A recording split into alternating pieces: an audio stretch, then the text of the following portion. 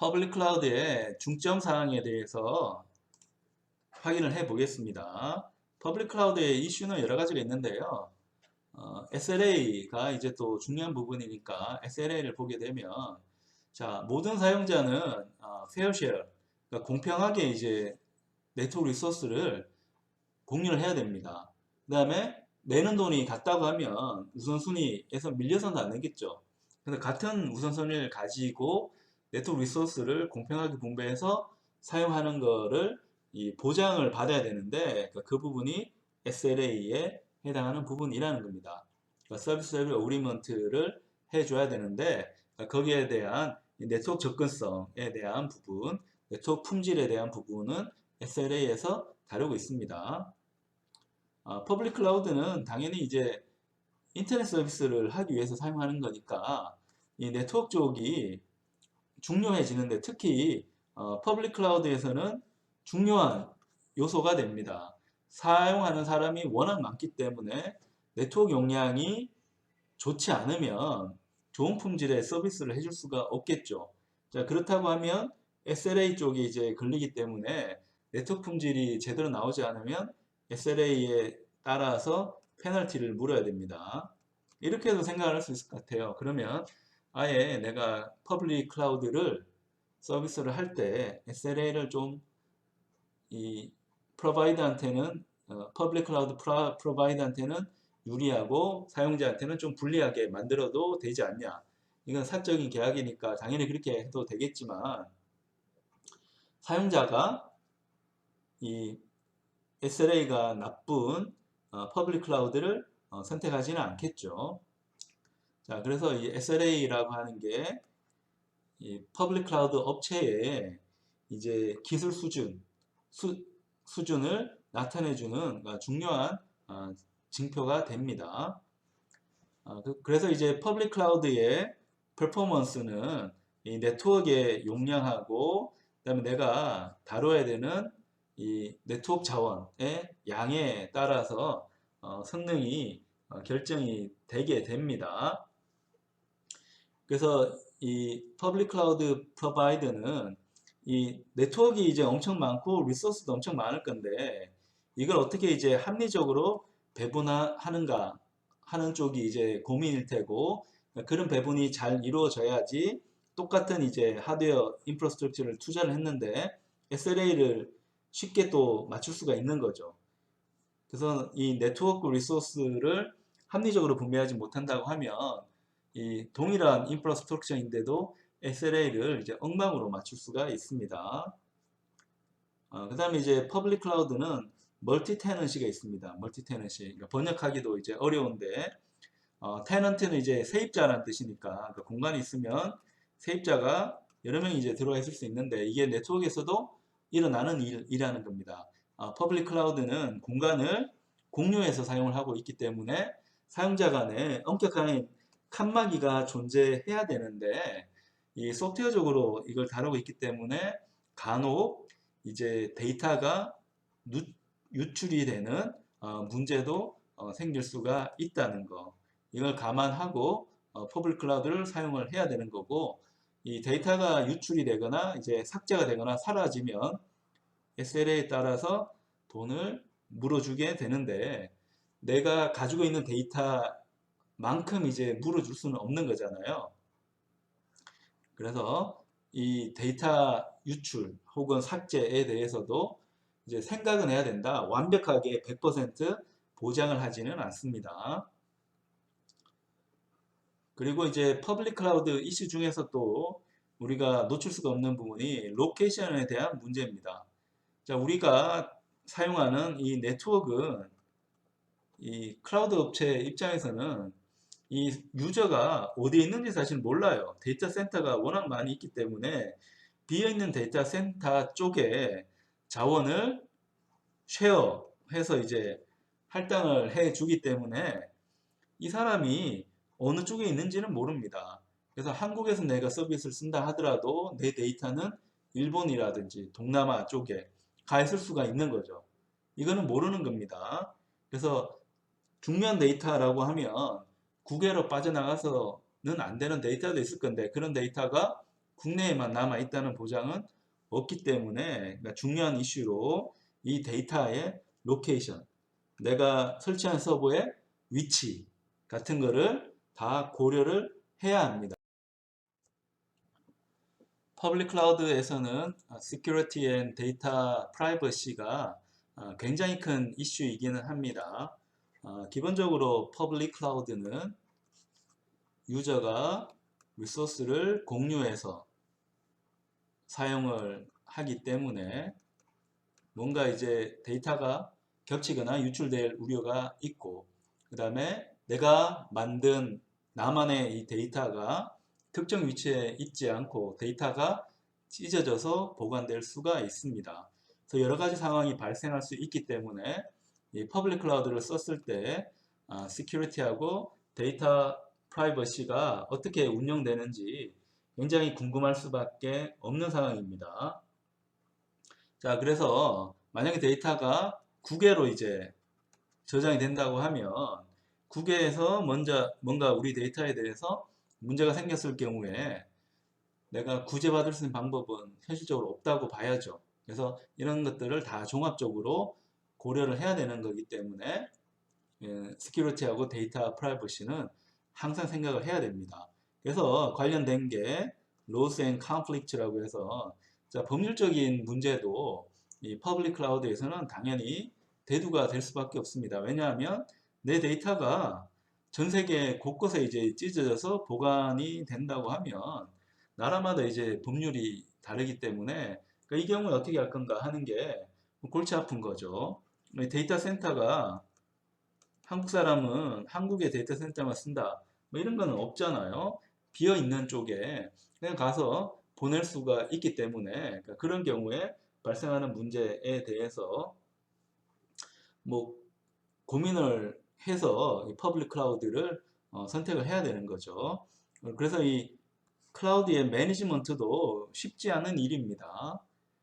자, 네트워크는 뭐 거의 무한정이라고 했지만 네트워크에 있는 리소스도 무한정, 굉장히 이제 용량이 크기 때문에 퍼블릭 클라우드라고 부른다고 했는데 어쨌건 현실적으로는 이 리소스, 네트워크나 리소스는 다 한정이 되어져 있기 때문에 적절하게 이 리소스나 네트워크가 분배가 돼야 됩니다. 그래서 퍼블릭 클라우드에서는 가장 큰 문제가 이제 시간입니다. 주어진 시간 안에 자, 이 사용자에게 서비스를 해야 됩니다. 그러려고 하면 평상시에 네트워크 리소스 관리가 합리적이고 지능적으로 돼야 되는데 자, 이거를 어떻게 할 거냐라는 게 퍼블릭 클라우드 업체의 관심사항이 되는 거고 더군다나 이제 퍼블릭 클라우드가 인기가 많아져서 사용자가 점점 늘어난다고 하면 이 리소스 매니지먼트, 네트워크 매니지먼트가 어려워질 수밖에 없습니다.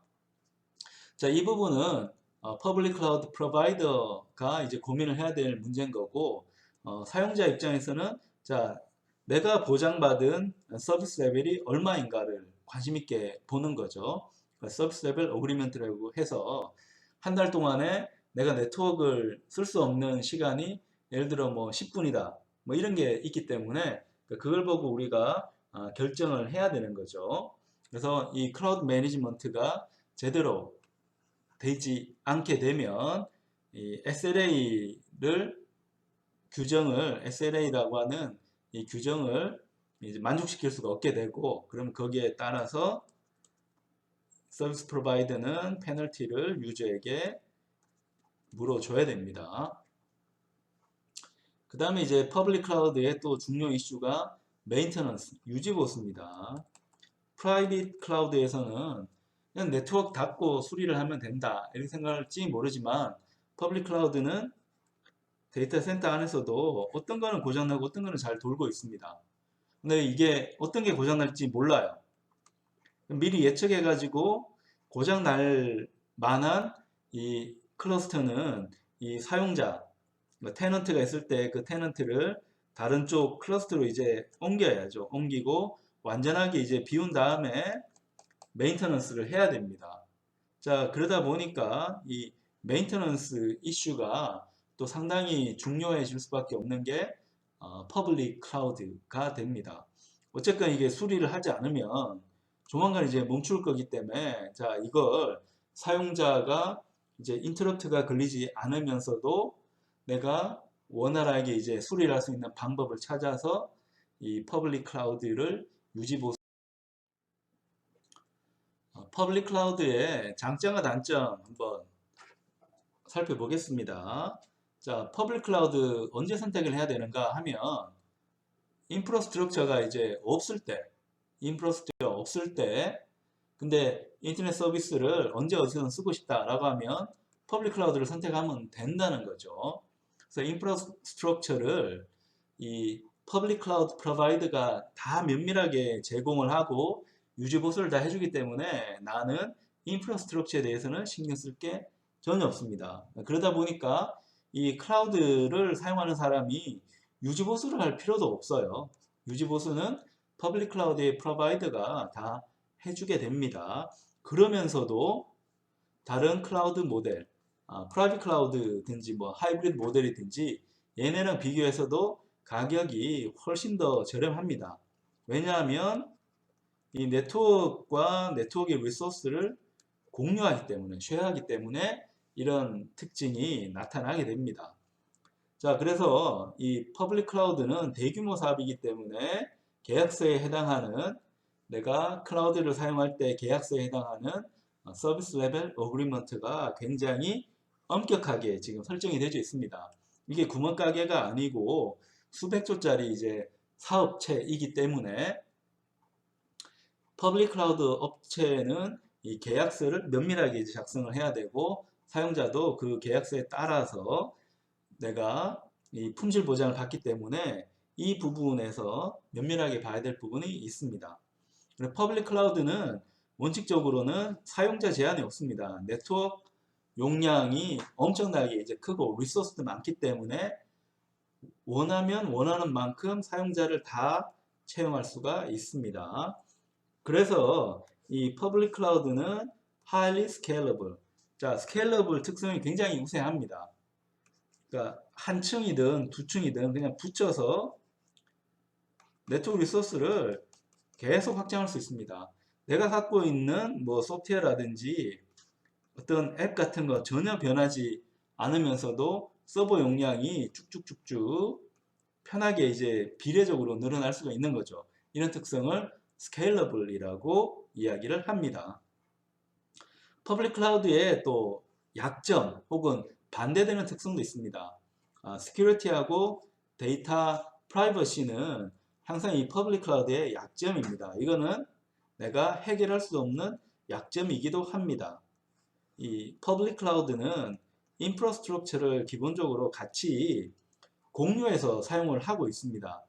그러다 보니까 유저끼리 분명히 겹치는 부분이 하드웨어적으로 겹치는 부분이 생기게 되고 이 겹치는 부분을 해결하는 부분이 OS라든지 소프트웨어적인 이제 버추얼리제이션 가상화가 이 부분을 이제 해결을 하고 있는데 오류가 생길 수 있는 거죠.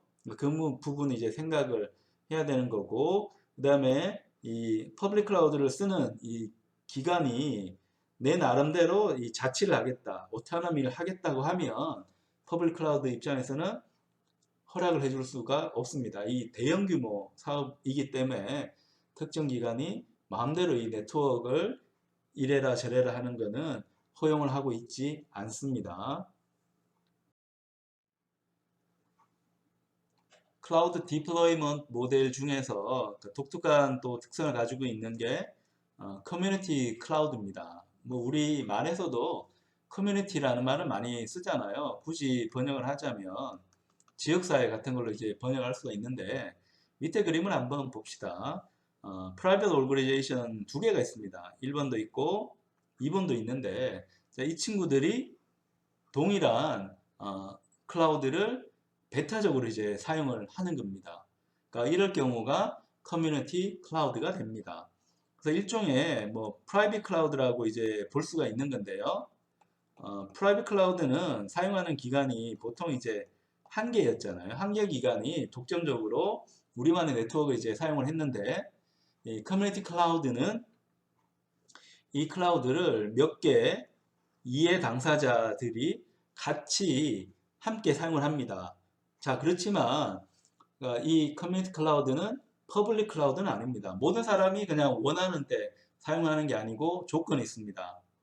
우리 지역사회 소속이어야 됩니다.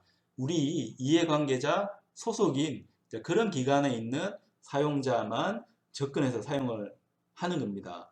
그래서 이 클라우드 입장에서 보면 일단 이 클라우드 자체는 특정 기관이 이제 또 독점하지 않고 기관끼리 또 같이 쓰기 때문에 분명 아웃소싱이 이제 발생을 할 거고요. 아웃소싱된 상태에서 이제 공용 네트워크인 인터넷으로 우리만의 커뮤니티 클라우드에 이제 접근하면서 이 클라우드 서비스를 사용하는 방식이 이 커뮤니티 클라우드의 중요한 특징이 됩니다. 커뮤니티 클라우드의 적합성을 알아보겠습니다. 자, 이 커뮤니티 클라우드가 적합한 경우도 있고 적합하지 않은 경우도 있습니다. 자, 적합한 경우는 프라이빗 클라우드를 구축하고는 싶은데 financial constraint, 그러니까 예산상에 이제 제한이 있는 겁니다. 그래서 이 두 마리 토끼를 다 잡으려고 하면 같이 어울려서 프라이빗 클라우드를 만들면 되겠죠. 그래서 이런 경우를 우리가 커뮤니티 클라우드라고 이름을 붙입니다. 자, 그리고 이 커뮤니티 클라우드는 여러 기관이 함께 사용하기 때문에 유지보수의 책임도 전적으로 내가 지는 게 아니고 같이 공유해서 이 메인터넌스 책임을 지게 됩니다. 다른 말로 하면 예산 절감 효과가 분명히 일어나는 거죠. 그 다음에 예산이 이제 넉넉하다 하더라도 자, 내가 어떤 특정 기관과 협업을 해서 클라우드를 이제 구축해서 사용하고 싶다라고 하면 커뮤니티 클라우드를 사용하면 됩니다. 특정한 이해 당사자 여러 기관들이 이제 모여서 하나의 이제 클라우드를 만들어 주기 때문에 이제 협업하기가 굉장히 좋은 클라우드가 커뮤니티 클라우드가 됩니다. 그래서 이 커뮤니티 클라우드에서는 시큐리티 피처가 시큐리티가 상당히 좋습니다. 누구에 비해서 퍼블릭 클라우드보다는 상당히 좋은 이 시큐리티, 그 다음에 데이터 프라이버시를 가지고 협력적으로 클라우드를 사용할 수가 있습니다. 그래서 이 커뮤니티 안에 있는 이 기관들은 이 클라우드를 같이 공용으로 사용을 하지만 커뮤니티 바깥에 있는 사람은 들어올 수가 없기 때문에 그러니까 그런 측면에서는 모두에게나 다 열려 있는 이 퍼블릭 클라우드보다는 시큐리티가 굉장히 좋다라고 우리가 쉽게 이해할 수가 있습니다. 근데 커뮤니티 클라우드가 만능은 아니거든요. 적합하지 않은 경우도 있어요. 언젠가 하면 내가 클라우드를 독점적으로 내가 제어를 하고 싶다. 내 뜻에 따라서만 이 클라우드를 운영을 하고 싶다라고 하면 안 되는 거죠. 그러니까 커뮤니티 클라우드에는 나뿐만 아니고 여러 기관들이 속해져 있기 때문에 이 기관들이랑 같이 협업을 하면서 동시에 옆에 기관의 일종의 통제도 이제 받을 수밖에 없는 구조가 커뮤니티 클라우드가 됩니다. 그 다음에 밑에 있는 항목은 당연하겠지만 나는 다른 기관하고 협업이 필요 없어요. 그러면 굳이 커뮤니티 클라우드를 쓸 필요가 없고 그냥 우리 기관만 사용하는 프라이빗 클라우드를 구축해서 사용을 하거나 아니면 아웃소싱을 줘서 사용을 하면 되는 거죠. 그래서 커뮤니티 클라우드는 협업을 할 기관들이 독점적으로 사용하는 일종의 프라이빗 클라우드라고 이해를 하면 굉장히 쉽게 개념을 파악할 수 있습니다. 자, 커뮤니티 클라우드의 장점과 단점을 정리해서 알아보겠습니다. 장점부터 한번 살펴보면 커뮤니티 클라우드는 프라이빗 클라우드를 이제 구축해서 쓰는데 저가로 이제 구축해서 쓸 수가 있는 겁니다. 왜냐하면 이해관계가 합치하는 다른 기관하고 같이 어울려서 프라이빗 클라우드를 구축했기 때문에 이 비용도 같이 부담을 해서 이 프라이빗 클라우드의 구축 비용 자체, 유지, 보수 비용 자체가 어느 정도 이제 떨어질 수가 있습니다. 그리고 이제 커뮤니티 클라우드는 협업하기가 굉장히 좋은 겁니다. 이 커뮤니티 클라우드 안에 이 네트워크로 각 기관들이 이제 묶여져 있기 때문에 협업으로 이제 정보를 공유하면서 교류하면서 연구를 한다거나 뭐 개발한다거나 이렇게 할 때 굉장히 좋은 방식이라고 볼 수가 있습니다. 그래서 이 커뮤니티 클라우드를 구성하는 각 기관들이 이제 책임을 같이 집니다. 뭐 금전적 책임도 있을 거고 네트워크 관리에 대한 책임도 있을 거고 이런 것들을 다 같이 공유해서 지는 거고 그러면서도 이 프라이빗 클라우드보다는 시큐리티가 더 좋아집니다. 시큐리티가 더 좋은 상태에서 믿을 만한 기관들끼리 이 부담을 나누어서 값싸게 프라이빗 클라우드를 구축할 수 있는 방법이 커뮤니티 클라우드라고 볼 수 있습니다. 다만 여러 기관이 이제 같이 클라우드를 구성을 했기 때문에 이 클라우드에 대한 지배권도 당연히 같이 지게 돼서 나만이 쓰는 클라우드라는 개념은 사라지게 되고요. 자, 그 다음에 시큐리티가 퍼블릭 클라우드보다는 분명히 좋은 건 사실이지만 기관이 단독으로만 사용하는 프라이빗 클라우드에 비해서는 이 시큐리티가 좀 떨어질 수밖에 없겠죠. 옆에 있는 기관하고는 데이터가 섞일 수밖에 없기 때문에 자 그리고 굳이 내가 협업을 하지 않는다고 하면 이 커뮤니티 클라우드를 사용할 이유가 없는 거죠. 그러니까 협업을 하는 이해관계가 맞는 기관들끼리 합치해서 만든 프라이빗 클라우드이기 때문에 협업을 하지 않는다고 할 경우에는 프라이빗 클라우드를 선택하는 게 답이라는 거죠.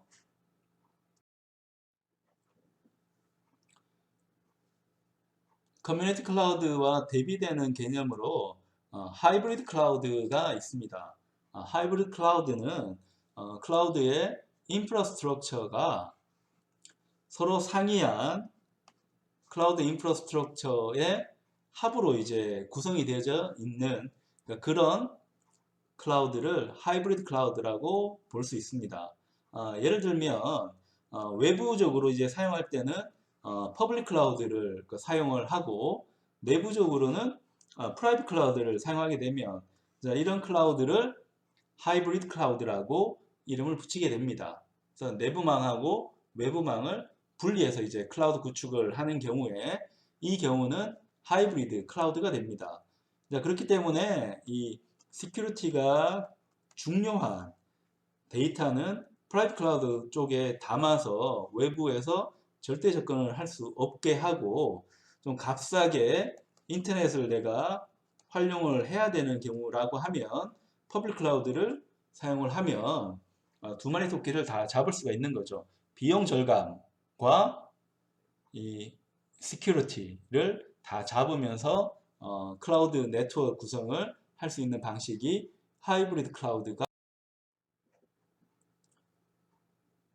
클라우드의 적합도 서스테이너빌리티를 알아보겠습니다. 자, 어떤 경우에 하이브리드 클라우드를 선택해야 되는가? 적합한 경우는 자, 우리 기관에서는 프라이빗 클라우드 인바이러먼트가 필요합니다.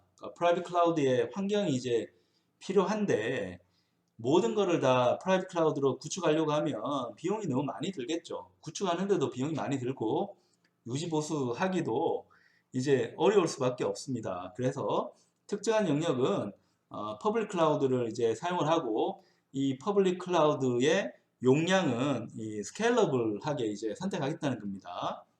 필요에 따라서 용량을 늘리기도 하고 아니면 줄이기도 하고 이렇게 하면서 퍼블릭 클라우드를 쓰면서 기본적으로는 또 프라이빗 클라우드 환경을 또 구축을 하겠다.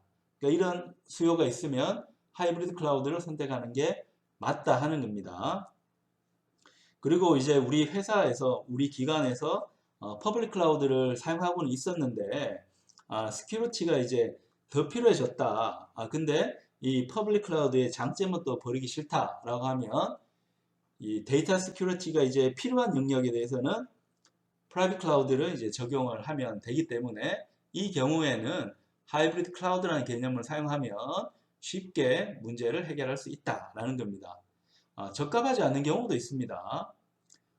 자, 어떻게 됐든 시큐리티가 프라임 오브젝티브, 제1차적인 목표가 됩니다. 시큐리티가 제일 중요한 기관이 있다고 하면 이 기관은 프라이빗 클라우드를 선택을 해야지 하이브리드 클라우드를 선택하면 안 된다는 겁니다.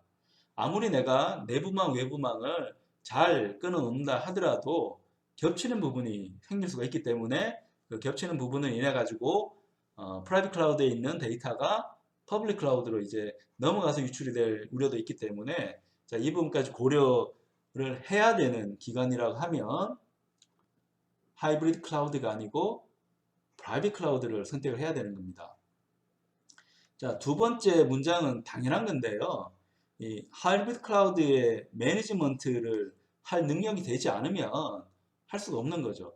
하이브리드 클라우드라고 해서 그냥 두 개 상이한 프라이빗 클라우드 구축하고 퍼블릭 클라우드 사서 이제 뭉치면 된다라고 생각할지 모르지만 네트워크가 그렇게 간단하지 않잖아요.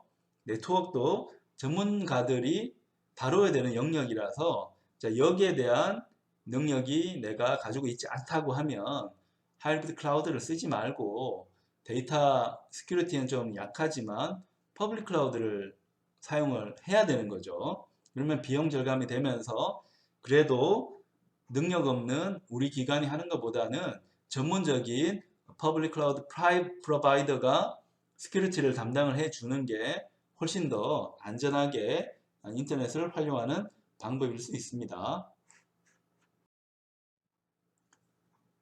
하이브리드 클라우드의 장점과 단점을 살펴보겠습니다.